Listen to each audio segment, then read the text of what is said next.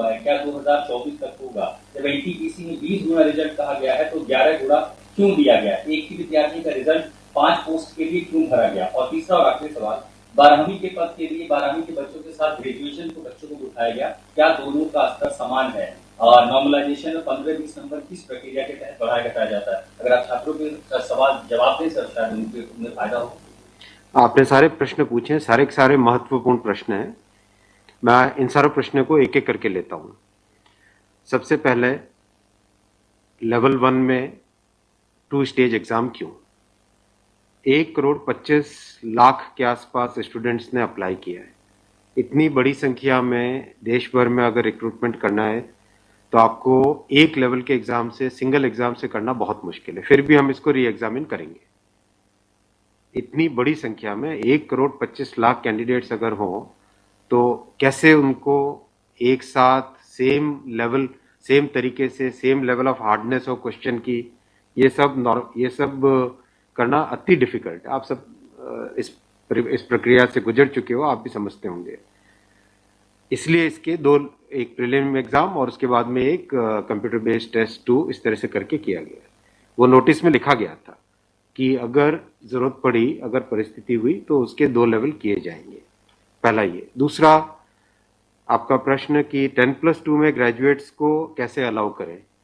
देखिए, किसी भी एग्जाम में मिनिमम क्वालिफिकेशन का स्टैंडर्ड होता है, मैक्सिमम क्वालिफिकेशन का नहीं होता है कभी भी। ये कानूनन कॉन्स्टिट्यूशनल व्यवस्था में हम लोग काम कर रहे हैं। कॉन्स्टिट्यूशनल व्यवस्था के हिसाब से हम मिनिमम प्रिस्क्राइब कर सकते हैं, मैक्सिमम प्रिस्क्राइब नहीं कर सकते।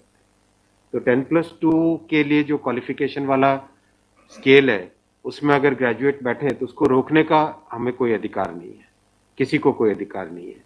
अगर कोई नया इसके बारे में कोई नया न्यायपालिका की तरफ से कोई चीज आती तो अलग बात है, लेकिन हमारे पास कोई अधिकार नहीं है इसका।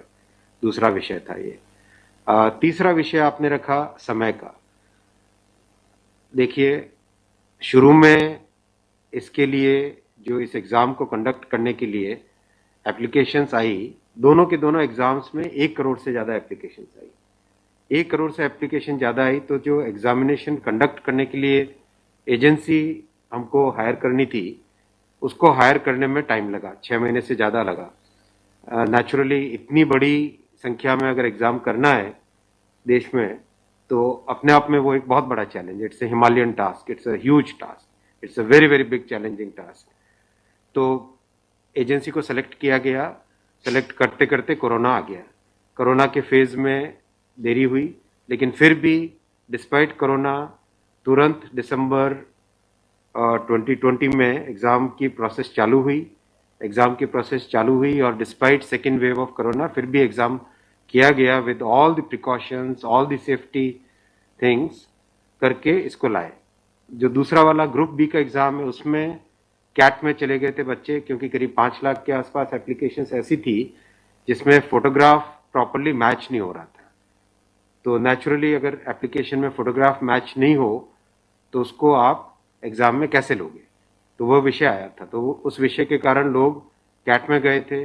एडमिनिस्ट्रेटिव ट्रिब्यूनल ने जैसे ही उसका समाधान किया, फैसला किया, उसके फैसले के तुरंत बाद में हम लोगों ने एग्जाम के प्रोसेस को आगे किया, कोई उसमें देरी नहीं की। और हमारा, देखिए, हमारी सरकार, प्रधानमंत्री श्री नरेंद्र मोदी जी का इंटेंट हमेशा है कि मैक्सिमाइज करना है रोजगार को। इसीलिए आप देखिए, इतनी बड़ी संख्या में, यानी रेलवे में 1,40,000 टोटल, 1,05,000 ग्रुप डी की कैटेगरी में, लेवल 1 की कैटेगरी में, और लेवल 2 से लेवल 6 की कैटेगरी में 35,000 कैंडिडेट्स वैकेंसीज। 1,40,000 की वैकेंसीज लाना कोई छोटी बात नहीं है, बहुत बड़ी बात है। फिर आपका चौथा पॉइंट आप देखिए, ज्यादा से ज्यादा कैंडिडेट्स को फर्स्ट स्टेज से सेकंड स्टेज में जाने का मौका मिले, इसके लिए 2015 तक हमेशा प्रिलिमिनरी एग्जाम जो होता था, फर्स्ट स्टेज होता था, उससे 10 गुना लिए जाते थे, केवल 10 गुना लिए जाते थे। 2015 के बाद में पहले ही संख्या बढ़ा के 15 गुना कर दी गई, जिससे कि ज्यादा से ज्यादा कैंडिडेट्स को मेन एग्जाम के लिए जाने का मौका मिले। और 2019 में इस संख्या को 20 गुना किया गया ताकि ज्यादा से ज्यादा लोगों को अवसर मिले। ज़्यादा से ज़्यादा लोग, क्योंकि फर्स्ट स्टेज जो प्रिलिमिनरी एग्ज़ाम इतना बड़ा नंबर है कि उस नंबर में हो सकता है कुछ बाय चांस उस दिन तबीयत ठीक नहीं हो, कोई दूसरा कारण हो, समय पे पहुंच नहीं पाए, कोई भी कारण से मिस कर गया, तो मैक्सिमम लोगों को हमें चांस देने का इंटेंट है। इसी इंटेंट के कारण 20 गुना किया गया। जो 10 गुना था 2015 से पहले, उसको 20 गुना किया गया 2019 में। तो ये प्रो स्टूडेंट्स, प्रो कैंडिडेट्स वाली अप्रोच है हमारी, और हमारी इंटेंट एकदम नेक नियति से काम कर रहे हैं, सच्चाई से काम कर रहे हैं। देखिए, कोई भी कहीं भी एक भी जगह से कहीं कोई पेपर लीक होने की बात नहीं है, कहीं पे कोई एग्जाम के मैनिपुलेशन की बात नहीं है। जो आज सिर्फ मुद्दा है, मुद्दा सिर्फ इतना है कि शॉर्टलिस्ट कैंडिडेट्स कितने किए जाए, यही मुद्दा है। इस मुद्दे को सॉल्व करेंगे, इसको भी हम बहुत सेंसिटिवली सॉल्व करेंगे। हमारे लिए छात्र हमारे साथी हैं, हमारे भाई हैं, हमारी बहनें हैं जो एग्जाम दे रहे हैं, तो हमारे लिए बहुत इंपॉर्टेंट है, हम इसको बहुत सेंसिटिवली हैंडल करेंगे। तस्वीर और दिखाई पड़ी, बच्चों को लाठीचार्ज कल रात को आपने देखा, अगर तस्वीरें दिखाई हो हॉस्टल में घुस, मैं आपको इतना बताना चाहूंगा कि जो लोग किसी भी अपनी खुद की संपत्ति को अगर जलाते हैं, खुद की संपत्ति पे अगर अटैक करते हैं, उसको डिस्ट्रॉय करने की कोशिश करते हैं, तो उसमें जो प्रक्रिया पुलिस की होती है वो होनी, अगर हुई है, मेरी बात आप इसमें स्पष्ट रखिए कि मैं छात्रों को कह रहा हूं कि आपकी संपत्ति है, आप अपनी संपत्ति को जलाने के लिए क्यों बाहर निकले। और हम आपकी बात को शुरू से सुन रहे हैं। जिस दिन आपने पहले पॉइंट रखा, उसी दिन हमने तुरंत इसका, जैसे ही दूसरे दिन ही मेरे नज़र में आ गई थी बात ये, और दूसरे दिन मैंने तुरंत सारा ये टेबल मंगवाया कि आप मुझे एग्जैक्ट बताओ हर एक लेवल पे क्या वैकेंसी है, और हर एक लेवल पे एग्जैक्ट, जैसे लेवल 2 पे 5663, उसकी जगह 1,13,000, कितने गुने? 20 गुने। लेवल 3 पे 4,940, उसके अगेंस्ट कितने शॉर्टलिस्टेड? 98,833, 20 गुने। तो जो नोटिस के अंदर प्रक्रिया एग्जैक्टली उसके हिसाब से किया है, हर एक पे, level 2, level 3, level 4, level 5, level 6, हर एक पे एग्जैक्टली 20 टाइम्स किया गया है। इश्यू वो नहीं, इश्यू डुप्लीकेट नहीं, इश्यू यूनिक वाली बात आ गई। अब वो मुद्दा उनका है, क्योंकि इसलिए मुद्दा आ रहा है कि जिन लोगों ने तैयारी कर ली है उनको लगता है कि हमें एक बार और चांस मिल जाए, इसीलिए हम इसको बहुत सेंसिटिवली हैंडल करेंगे।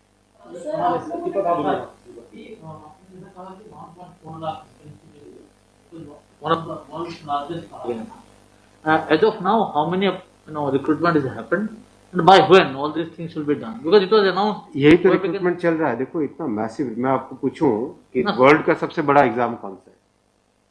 वर्ल्ड का अगर, या इंडिया का भी अगर बड़े एग्जाम्स देखें, तो बड़े एग्जाम्स में जेई बहुत बड़ा एग्जाम होता है, सिविल सर्विसेज बहुत बड़ा एग्जाम होता है, स्टाफ सिलेक्शन कमीशन का बहुत बड़ा एग्जाम। इन सब एग्जाम्स में एप्लीकेशंस की संख्या होती है 5 से 7 लाख, 8 लाख, 10 लाख। यहाँ 1 करोड़ एप्लीकेशंस हैं। आप ये तो देखिए ना कि कठिन कितना है। 1 करोड़ एप्लीकेशन, 1.25 करोड़ एप्लीकेशन, 1 करोड़ 25 लाख, 1 करोड़ 35 लाख, उसमें समय लगता है। But this is something government was aware. In a country where there is so much of unemployment, and there will be vacancy like this, everyone will apply. इसीलिए तो टाइम तो इतना लगेगा ही। अगर आपको इस एग्जाम को ढंग से करना है, इतना टाइम लगेगा, चाहे कोई करे। और उसके बाद भी आज देखा कि गया से आगजनी की तस्वीरें आ रही हैं। क्या ये कन्वे नहीं हो पा रहा है? कहाँ पर ये लैक ऑफ कम्युनिकेशन आपको लग रहा है, या मैटर पॉलिटिसाइज हो चुका है? नहीं, कुछ लोग इसका गलत फायदा उठा रहे हैं, और मैं उनसे भी निवेदन करूंगा कि छात्रों को भ्रमित न करें, कोई गलत इसका उपयोग न करें। ये छात्रों का मामला है, ये देश का मामला है, इसको हमें सेंसिटिवली हैंडल करना चाहिए, और इसमें हर तरीके से संवेदनशीलता के साथ इस मामले को लेना चाहिए। सर, कुछ छात्रों के ऊपर FIR भी दर्ज की है, कुछ पुलिस के स्टडी में भी अभी के समय में है, ऐसी खबरें आ रही हैं। आप खबरों की जांच करिए। देखो, जो पुलिस की प्रक्रिया है वो अलग चीज है। मैं अभी, जो मुद्दा है, जो उस मुद्दे को कैसे सॉल्व करें, उस पर सोचना चाहिए, हमें फॉरवर्ड लुकिंग होना पड़ेगा। सर, मेरा एक सवाल है कि जिन राज्यों में हिंसा की खबरें या फिर जो रेल रोकने का जो मूवमेंट चल रहा है, ट्रैक पे स्टूडेंट बैठे हैं, क्या उन राज्यों के मुख्यमंत्री से आपकी बात हुई है, और क्या कुछ आप लोग की इस संदर्भ में की कैसे? बिल्कुल, सब जगह लॉ एंड ऑर्डर स्टेट का जो रोल होता है, राज्यों के मुख्यमंत्रियों ने भी बहुत संवेदनशीलता के साथ काम किया है, और हम भी कॉन्स्टेंटली टच में हैं, कंटिन्यूसली टच में हैं। और जो आज कमेटी की बात भी सबके पास जा चुकी है ऑलरेडी, और मेरे ख्याल से ज़्यादातर जगह से स्टूडेंट्स ने इस विषय को स्वीकार भी किया है। और मैं अभी भी रिक्वेस्ट करूंगा एक बार फिर सारे स्टूडेंट बंधुओं को, छात्रों को, कैंडिडेट्स को कि आप प्लीज़ अपनी ग्रीवेंसेस को, अपने पॉइंट को, अपने कंसर्न को, अपने विषय को, अपने मुद्दे को फॉर्मली रखिए। हम इसको एकदम संवेदनशीलता के साथ टैकल करेंगे।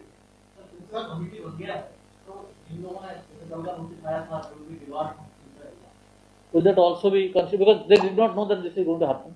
नहीं, देखो, कमिटी एक बहुत ही सीनियर ऑफिसर्स की है और ये कमेटी हर चीज को, जितने भी मुद्दे इसमें आएंगे और हर एक मुद्दे को जल्दी से जल्दी, इसमें कमेटी का टाइम लिमिट भी दिया। कितना टाइम दिया हमने?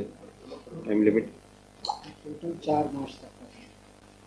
जो कमेटी की रिपोर्ट आने का क्या मतलब, जल्दी से जल्दी हमारा एम है कि इस मुद्दे को बिल्कुल भी डिले न करके जल्दी से जल्दी सॉल्व करें। 16/2 तक सारे के सारे कैंडिडेट्स अपने कंसर्न सबमिट कर सकते हैं। 3 वीक्स टाइम दिया। I think that's a reasonable time. इससे ज़्यादा टाइम देने की ज़रूरत नहीं है। और कमिटी अपना सारे कंसर्न्स को एग्जामिन करके रिकमेंडेशंस देने का टाइम 4 मार्च दिया गया। तो कोशिश करेंगे उससे पहले पहले अगर हो जाए, 4 मार्च से भी पहले अगर हो जाए। डिपेंड करेगा कि कितने रिप्रेजेंटेशंस आते हैं। और मोटे मोटे मुद्दे तो अभी आ चुके हैं पब्लिक में सबके, इसलिए मुझे नहीं लगता है कि इसमें बहुत ज़्यादा टाइम लगेगा। आप कह रहे हैं कि जो मुद्दे हैं वो आपकी नॉलेज में आ गया है, मोटा मोटी सही आ गया है। दूसरी ओर ये कि जो आपके पैरामीटर्स हैं उस पर सब कुछ सही तरीके से लिया गया है, उसी तरह से शॉर्ट लिस्ट किया गया है। फिर इसमें प्रॉब्लम, फिर उसमें कमेटी आपको रिपोर्ट क्या करेगी और करेंगे क्या? इसका मतलब अगर चेंज करते हैं कुछ तो दूसरे एक बड़ा पक्ष और भी तो विरोध करेगा। हाँ, ये इसीलिए तो मैं आपको देखो बताऊं ना, एग्जैक्ट किसी भी लेवल पे नोटिस में जो लिखा था कि 20 गुना कैंडिडेट लेंगे, अगर आपके सामने टेबल रखा हुआ है, 5,663 की जगह 1,13,000 यानी 20 गुना। 4,940 के लेवल 3 में 98,833 20 गुना। 161 के अगेंस्ट 3223 20 गुना। 17,393 347 3,47,676 20 गुना। 7,124 वैकेंसीज के अगेंस्ट 1,42,413 20 गुना। एग्जैक्ट 20 गुना है हर एक लेवल का। अब स्टूडेंट्स क्या कह रहे हैं कि जिन कैंडिडेट्स ने एक से ज्यादा लेवल में क्वालिफाई कर दिया है, राइट जी, उसके कारण सपोज मान लीजिए लेवल 3 में जो लेवल 5 का कैंडिडेट है वो भी क्वालिफाई हो गया है जी, तो वो लेवल 3 में कोई एक कैंडिडेट को जो क्वालिफाई नहीं हुआ है, उसे लगता है कि अगर उसको यूनिक के हिसाब से काउंट करते तो शायद उसको भी एक मौका मिल जाता मेन एग्जाम देने का। बराबर है, ये मुद्दा है। मुद्दा ये है, अब जो नोटिस इनवाइटिंग एग्जाम है, एग्जाम का जो नोटिफिकेशन होता है उसकी एक सैंक्टिटी है, वो कोर्ट का मैटर है, वो लीगल मैटर हो जाता है। एग्जैक्टली उसके हिसाब से किया गया एग्जाम का, एग्जाम को उसी हिसाब से कंडक्ट किया गया, उसी हिसाब से शॉर्टलिस्टिंग की गई। अब जब ये मुद्दा आया है तो इस मुद्दे को सॉल्व करने के लिए कोई ना कोई तो तरीका निकालना पड़ेगा, राइट? तो आपका जो प्रश्न है, आपका प्रश्न वैलिड है कि क्यों है। आपके सामने डेटा सामने रखे हुए हैं, डेटा आप सबके सामने है, बिल्कुल एग्जैक्ट डेटा है कोई, और ये डेटा हमने पहले दिन ही दे दिया था। जो टर्म कंडीशंस ऑलरेडी जब पब्लिसाइज किया जाता है, कोई पोस्ट होती है तो उसके लिए टर्म कंडीशंस ऑलरेडी पहले से घोषित होता है, उसके आधार पर ही ये सब कुछ किया गया होगा। हाँ बिल्कुल। फिर एक कमेटी या आपको कुछ रास्ता आप नहीं दिख रहा है क्या? ये जो कमेटी रिपोर्ट देगी क्या उसके अगेंस्ट देगी जो आपके टर्म कंडीशंस पहले वाले थे? बात वही है ना कि आपकी बात, तो फिर लोग कोर्ट जाएंगे। हाँ बात वही होगा जो नहीं, अपने को तरीका ऐसा सॉल्व करना पड़ेगा, कोई तो ऐसा तरीका निकालना पड़ेगा जिससे कि जो लोग शॉर्टलिस्ट हुए हैं उनका भी करियर इफेक्ट ना हो, उनके प्रोस्पेक्ट्स भी कमजोर ना हो, और जो लोगों की ग्रीवेंस है उस ग्रीवेंस को तो एड्रेस करना पड़ेगा ना। छात्रों का मुद्दा है और लोगों ने अगर ग्रीवेंस रेज की है तो हमारी ड्यूटी है कि उसको हमें एड्रेस तो करना पड़ेगा ना। लेकिन आप देख रहे हैं आपके सामने ये टेबल है, एग्जैक्ट हर एक लेवल पे 20 टाइम्स है एग्जैक्ट। ये आप टेबल आप सब लोग देख लीजिए। और ये हमने जैसे ही शॉर्टलिस्टिंग हुई, कुछ लोगों ने मुद्दा उठाया, तुरंत मैंने आरआरबीज को क्लियर बोला था कि ये एग्जाम हमारी तरफ से एकदम ट्रांसपेरेंटली होना चाहिए और हर जगह एग्जैक्ट ये सब नंबर्स रखे गए। एक सवाल अगर आपके धन्यवाद।